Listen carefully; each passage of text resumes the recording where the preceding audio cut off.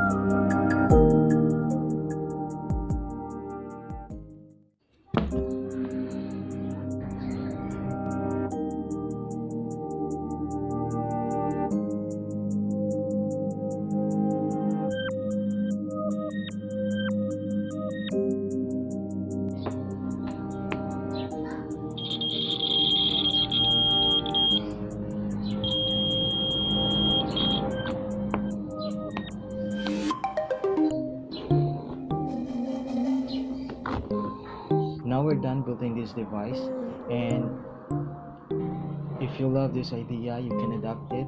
So just add some features, minimize its size, and go. You can now install it in the zipper of your pouches, your bag, on your wallet, or even in the zipper of your pants. No, I'm just kidding. So I hope you love this video, and that's all.